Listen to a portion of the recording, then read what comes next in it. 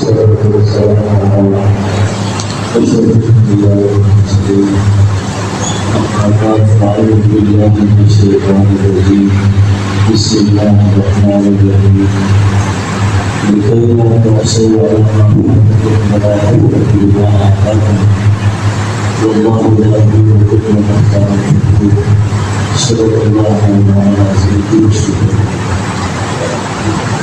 اللهم صل على سيدنا وعلى آل سيدنا ونبينا مولانا محمد وبارك وسلم.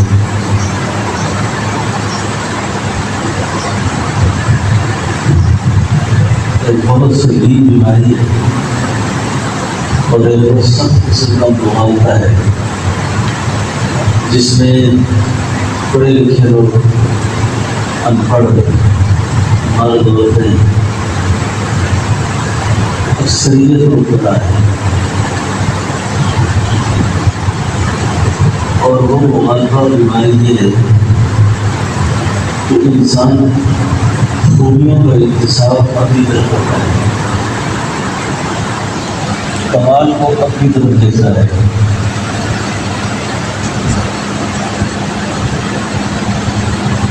اور یہ کسی بھی انسان کی وقفی کی بڑی علامات میں سے علامت یہ ہے کہ خوبیوں کو اپنی طرف منسوخ کرے، کمالات کو اپنی طرف منسوخ کرے۔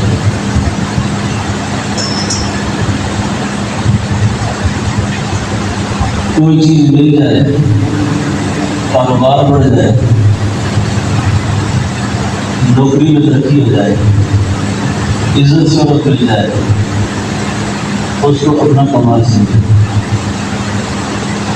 اور کوئی چیز ہاتھ سے کھو جائے اس پر بہت زیادہ افسوس ہو، ایسا افسوس ہو کہ جو اس کی روح کو پکڑ لے، اور جب انسان کی روح پکڑی جاتی ہے اس پر ایک عذاب اللہ کی طرف سے آتا ہے، اس کا نام ہے بے چینی۔ اب بے چین روح نجات مانگتی ہے، ذکر مانگتی ہے، دعا مانگتی ہے، تعلق معاملہ کی طرف اشارہ کرتی ہے، لیکن ہم ملنے پر بے تحاشا اپنا کمال سمجھتے ہیں اور نہ ملنے پر بےحد افسوس کرتے ہیں۔ یہ دونوں بیماریاں ہیں، اور ان دو بیماریوں کو اللہ فرماتے ہیں واللہ لا یحب کل مختال۔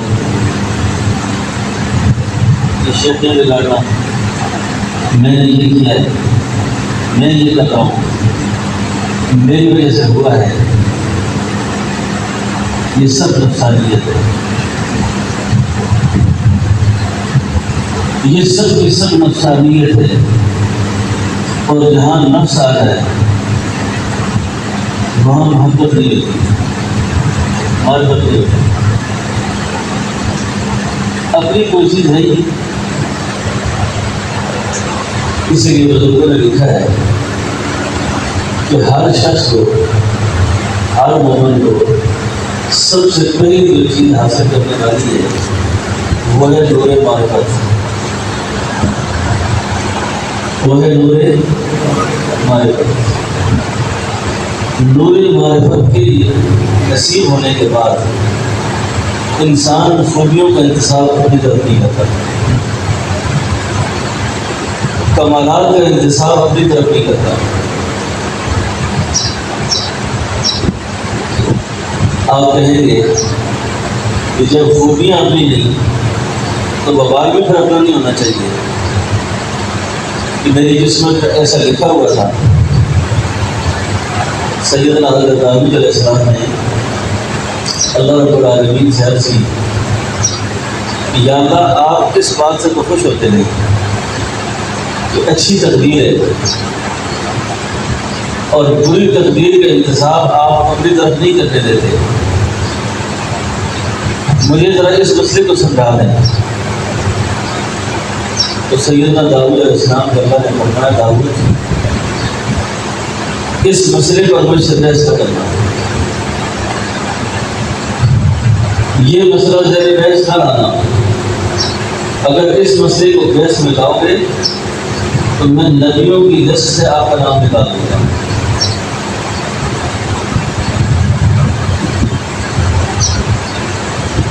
تو فرمایا اللہ کی پہچان ضروری ہے، اللہ کی معرفت ضروری ہے، جو ہوا اللہ نے کیا، جو ہو رہا ہے اللہ کر رہے ہیں، اور جو ہوگا وہ اللہ ہی کریں گے۔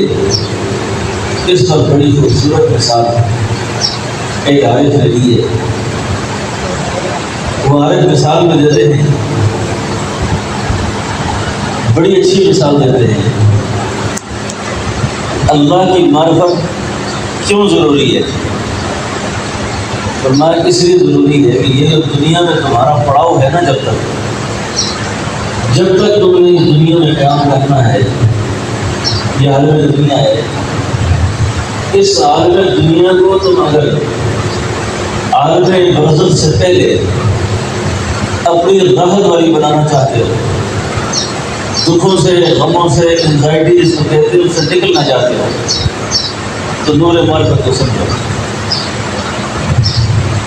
عقیدہ تقدیر کو سمجھو، عقیدہ معرفت کو سمجھو۔ فرمایا دو آدمی ہیں، اب ان دو کو اللہ نے ایک بیٹا دیا، دونوں ایک زمانے میں ایک بیماری میں مبتلا ہو گئے، دونوں کا ایک ہی علاج ہوا، لیکن دونوں مر گئے۔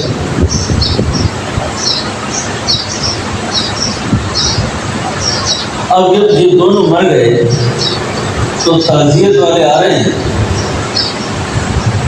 ان دو میں سے دونوں سے تعزیت کرتے ہیں، لیکن ان دو کے اندر ایک فرق ہے، ایک کو اللہ نے نور معرفت نصیب کیا ہے اور ایک کو نور معرفت نصیب نہیں ہے۔ اس سے کہتے ہیں کہ بھائی میں تمہارے بیٹے کا علاج جو ڈاکٹر لوگ اچھا کرتے ہیں تو تمہارا یہ بیٹا بچ جاتا ہے۔ اس نے کہا میری بات تو ٹھیک کرتے ہو، تو پھر کیا ہونا چاہیے؟ کہ ڈاکٹر کے خلاف مر جاؤ، کہ یہ جو موت آئی ہے یہ ڈاکٹر کی وجہ سے آئی ہے۔ اب اس کا اضطراب، بے چینی، غم بڑھ گیا، اتنا بڑا کہ یہ زندگی اس کی مشکل ہو گئی۔ اب یہی بات دوسرے آدمی سے جب کی، اس نے سننے کے بعد اپنے گردن کو دل کی طرف جھکایا اور دل کو جھکانے کے بعد کہنے لگا آخر یہ بھی تو اللہ کی مرضی تھی نا، یہ بھی اللہ کی مرضی تھی۔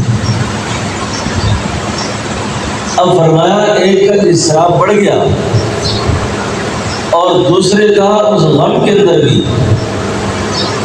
اس غم کے اندر بھی، اس پریشانی کے اندر بھی اس کی دل کی سوئی اللہ سے تبدیل کی گئی۔ تو سب سے پہلے اللہ یہ فرماتے ہیں کہ جو میں تمہیں دوں، جو تمہیں واپس کر دوں، ملنے پر اطرایا نہ کروں اور واپس ہونے پر زیادہ پریشان نہ ہوا کرو، اور ملنے پر تم اگر حد سے زیادہ اکرامتے ہو، اللہ کہتے ہیں یہ تمہارا انداز جیسا نہیں۔ تو یہ سب یاد رکھیے، سارے غرور اور تکبر کا، ساری پڑھائی کا جنازہ نکل جائے گا کہ میرے پاس اپنا کچھ نہیں ہے، میرے پاس اپنا کچھ نہیں ہے۔ یہاں آپ کے ملتان میں ایک بزرگ گزرے ہیں، حضرت حاجی محمد شریف صاحب رحمۃ اللہ علیہ، جو اس مجدد ملت حضرت حاجی رحمۃ اللہ علیہ کے نسبتوں کے امیر تھے۔ اخیر زندگی میں وہ گھر کے باہر سہرے بیٹھ جاتے اور جو لوگ یہاں جھاڑو دیتے نا روڈوں پر، ان کی طرف سے دیکھتے رہتے، ان کی طرف دیکھتے رہتے۔ کسی نے کہا حضرت یہ کیا دیکھتے ہیں، کیا معاملہ ہے یہ؟ فرمایا میں صرف اور صرف اپنے نفس کو مخاطب کرنے کے لیے بیٹھتا ہوں. اگر تو پیر نہ ہوتا، تو لوگوں کا مقتدا اور شہر نہ ہوتا، تیرے ہاتھ میں صبح جھاڑو پکڑا ہوتا اور تو شہر کی گلیوں کو صاف کر رہا ہوتا، کیا کر سکتا تھا؟ تو کیا کر سکتا تھا؟ اب یہ صاحب نسبت ہونا، صاحب کمال ہونا، صاحب علم ہونا، صاحب مال ہونا، یہ تیری کوئی خوبی نہیں، اور اس کا یہ خاموش ہونا، جھاڑو دینا، اس کی کوئی کمزوری نہیں. یہ تو تقسیم میں آ گیا سارا کچھ. اس لیے جو تصوف کا علم ہے نا، محبت اور معرفت کا علم ہے، روحانیت کا علم ہے، یہ انسان کو اس سے جدا کرتا ہے کہ اپنے وجود کو درمیان سے گم کر دے، اپنے آپ کو ختم کر دے. اور جب تک اس نے اپنے وجود کو ختم نہیں کیا، اپنے آپ کو گم نہیں کیا، اس وقت تک یہ محبت اور معرفت کا جام نہیں پی سکتا. تو اس لیے اس خاص چیز کو سمجھیں گے تو آپ تکبر سے بری ہو جائیں گے، عجب سے بری ہو جائیں گے کہ جو کچھ میرے پاس ہے میرا نہیں ہے. کتابوں میں لکھا ہے کہ سیدنا حضرت نوح علیہ السلام اللہ کے کتنے جلیل قدر کے بندر تھے. آپ راستے میں جا رہے تھے، آپ کا نام ہے عبد الجبار یا عبد القہار. قرآن آپ کو جا بجا کہتا ہے یا لو، آپ کے نام پر پوری صورت ہے. لوہے والا پیغمبر، رونے والا پیغمبر، اس کی 3 وجوہات لکھی گئی ہیں. 2 وجہ تو بہت معروف ہیں کہ یہ ساری زندگی اپنے نفس پہ روئے، ساری زندگی اپنی امت کے حق میں روئے. اور تیسری وجہ فرمایا اس بات پر روئے کہ ایک خارج زدہ کتے کو دیکھا. اس خارج زدہ کتے کو دیکھ کر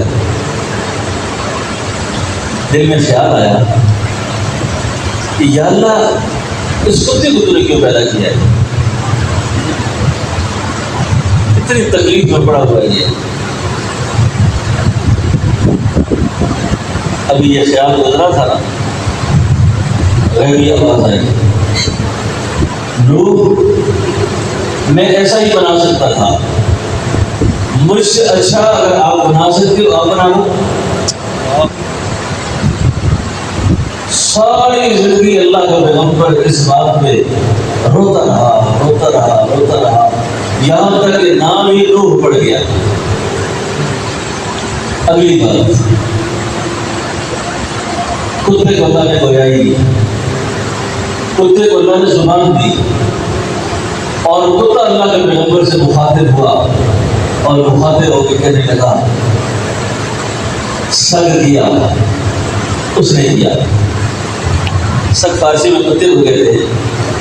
مجھے اگر کتا بنایا ہے تو اللہ نے بنایا ہے. سگ کیا اس نے کیا. اور تجھ کو نبی، مجھے اگر کتا بنا دیا تو اللہ نے بنایا، اور تجھے نبی بنایا تو اللہ نے بنایا. تو بھی اپنی جیب میں رکھتا نہیں پیغمبری بھی میرے جیب کی چیز نہیں ہے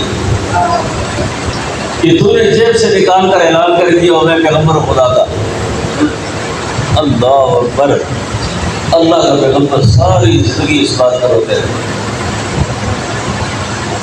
اس لیے اکثر وہ لوگ تکبر کے مریض ہوتے ہیں، بڑھائی کے مریض ہوتے ہیں، عجب کے مریض ہوتے ہیں،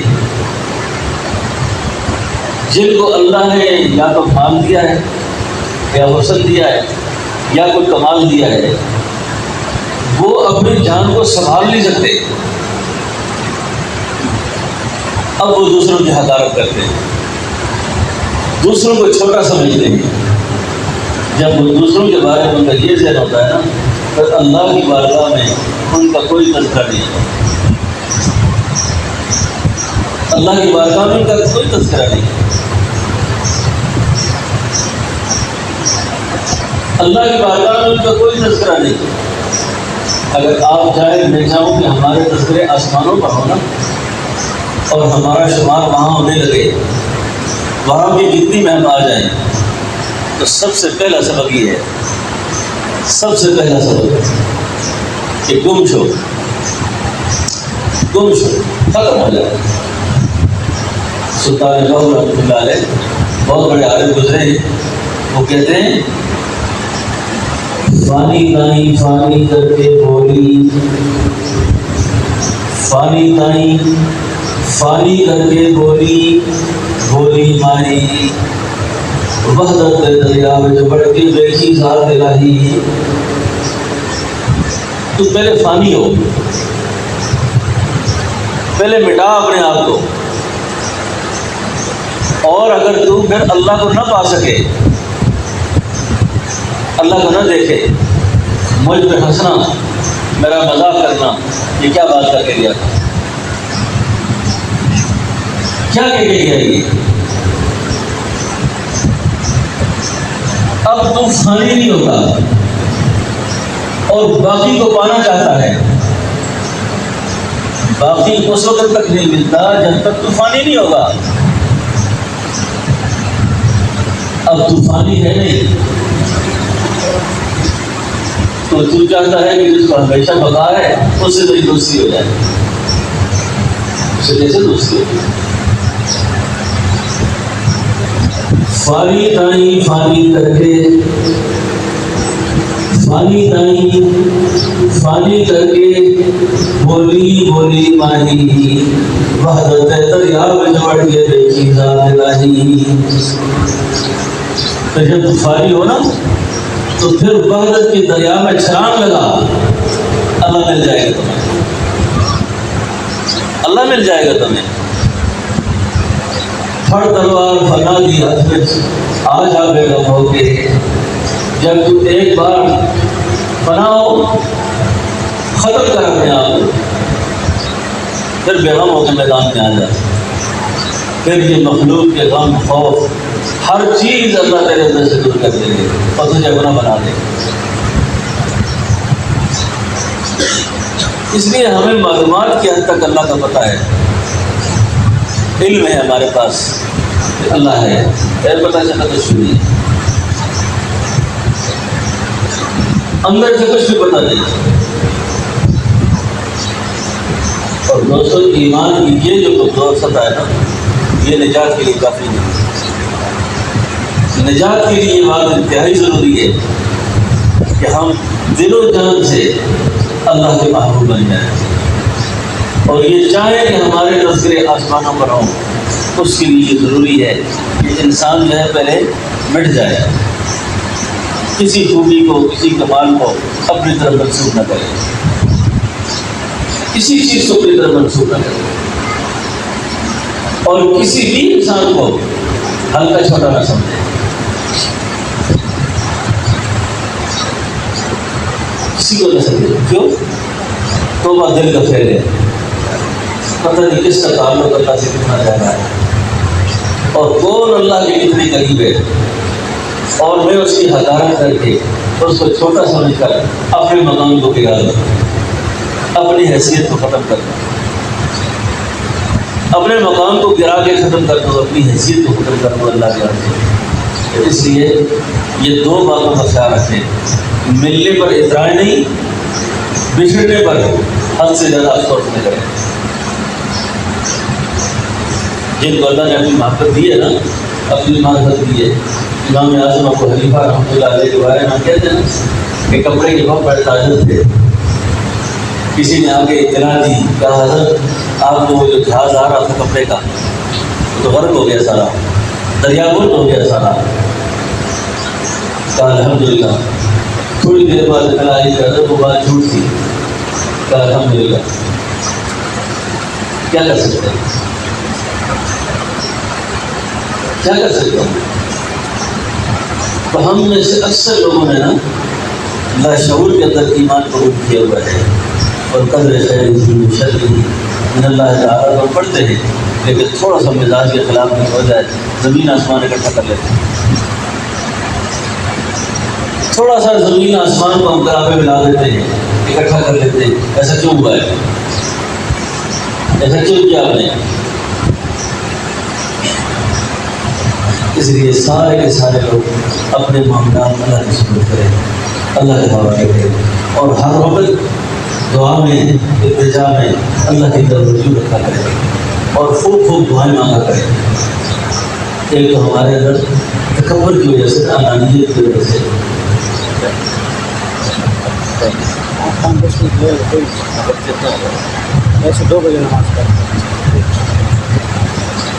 تکبر کی وجہ سے، انانیت کی وجہ سے، یہ جو بیماری جس کا میں نے ذکر کیا نا، اس وجہ سے آدمی سے اللہ تعالیٰ ذوق دعا کو واپس کر لیتے ہیں، دعا واپس ہو جاتی ہے، اب مانگتے ہی اللہ سے، محتاج نہیں سمجھتا اپنے آپ کو، پرواہ نہیں کرتا۔ خواجہ نظام الدین اولیاء فرماتے ہیں کہ بلاؤں کے آنے سے پہلے، حالات کے اترنے سے پہلے تم دعا میں لگے رہا کرو، تم دعا میں لگے رہا کرو، کیونکہ جب دعا بندہ کرتا ہے نا، دعا جب اوپر جا رہی ہوتی ہے تو وبا کے ساتھ یہ ٹکر مارتی ہے،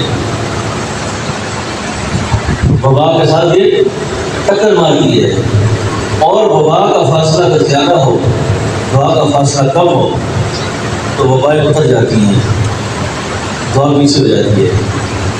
لیکن پھر بھی مانگنے سے یہ فائدہ ہوگا کہ جو پریشانی آئی ہے اس کا برداشت کرنا آسان ہوگا،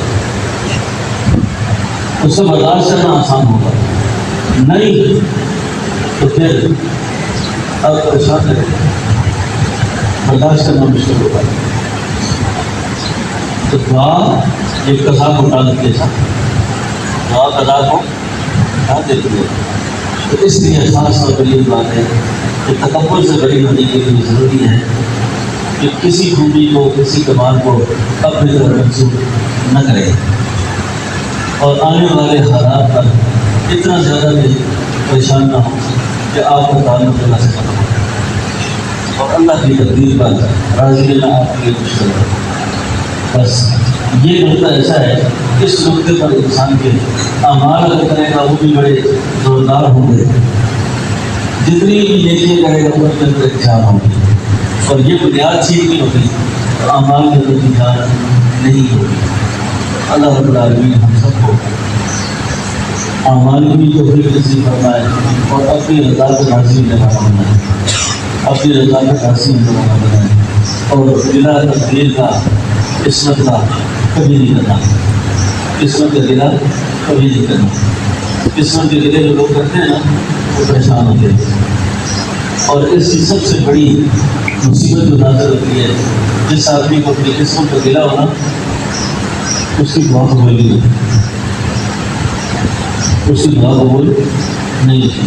عام طور پہ اس وقت جہالت بہت زیادہ ہے نا، تو خواتین کی میری بات سن رہی ہے، ان سے بھی درخواست ہے کہ وہ بار بار میں نا خامد کو نہ کہا کریں کہ جی کتنا بڑا نصیب ہے میرا، کتنا بڑا نصیب ہے میرا، اور کتنے مرد ہیں جب بار بار بیوی کو کہیں گے کتنی پیڑی کرتی ہے میری کہ آپ کے ساتھ میرا سلسلہ بن گیا، ورنہ پتہ نہیں مجھے تو فلاں جگہ بھی اپنی بیٹی دے رہا تھا، فلاں بھی دے رہا تھا، فلاں بھی دے رہا تھا، پتہ نہیں کتنا بدبختی والا دن تھا جو تیرے ساتھ میرا الیکٹ سلیکٹ بنا۔